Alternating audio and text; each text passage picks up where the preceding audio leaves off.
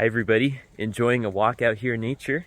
Today's Medicinal Manna is brought to you by Laurel, and she is going to be talking about exercise, how it benefits us physiologically, and also just gives us a leg up when it comes to brain power too. So hope you enjoy. In 1 Corinthians 9:24, and I suggest that you read that starting with verse 27, Paul talks about running a race and how the world runs a race to gain a corruptible crown, but we're running a race to gain an incorruptible crown. But the thing is, we don't move anymore. We don't bend, we don't lift, we don't walk, we don't stretch. And gym classes are being eliminated in the school system, so this next generation coming up is going to be in even worse shape. And I think we're beginning to see that. They're finding that a lot of grade points are falling because children are not getting enough exercise. Because exercise not only grows the muscle, but it grows the brain. The frontal lobe, which is right here, right behind your forehead, is the part of the brain that we communicate with God through. Isaiah 1:18 says, "Come, let us reason together." Well, if your frontal lobe isn't working, you're not able to reason with God. You're not able to hear God as clearly. So it's very important that not only for our everyday reasoning in our life, but for our relationship with God, that we keep our brains healthy. Revelation 7 talks about the four angels. At this end time in Earth's history, the four angels are holding back the winds of strife. And the fifth angel comes and says, "Don't harm the earth or anything, because we got to seal the children of God in their foreheads." That means in our frontal lobes.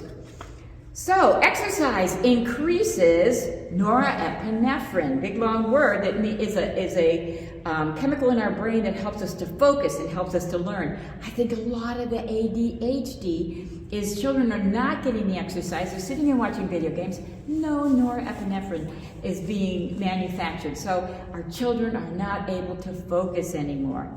A Harvard Health study has shown that exercise improves memory and thinking skills. People could learn vocabulary words 20% faster after a brief period of exercise. Norepinephrine is also the chemical that helps our brain to heal from trauma while we're sleeping. We talked about that in one of our sleep talks. And so very, very important for our brain. It increases serotonin. That's the feel-good hormone. It's like the policeman. It just kind of tames the thoughts in the brain, and it tames that fight or flight syndrome. So exercise will help you deal with stress at work, so you don't jump into that fight or flight every time your boss screams at you. It grows capillaries in the brain to prevent against strokes and Alzheimer's. Exercise reduces stress by dampening the fight or flight cortisol. Also boosts the immune system by removing inflammation. And also, if you can exercise to a point of sweating, they've actually found that sweat will remove certain toxins, especially heavy metals, and the urine can't. So that's been again a study that was done. It protects against cardiovascular disease, of course, obviously by increasing the strength of the heart, increasing the blood vessels, the strength of the actual blood vessels themselves. It lowers cholesterols and all the bad fats in our body. It reduces cancer, brings down glucose sensitivity in diabetics, and along with a whole foods diet, it increases the telomeres. Now, the telomeres are the little ends on our chromosomes that determine how long we're going to live. So if we want to live long like Moses, and I intend to die of old age when my time comes, not in a bed with tubes up my nose. If we want to claim that promise of God, we have to get some exercise in. Simply walk 10 minutes a day. And just increase the briskness, increase the length of that as you get going, so that you increase the value of it. So we hope that you take this little tidbit, this little piece of manna that we've given you today, and begin to implement this in your life. All right, thanks, Laurel.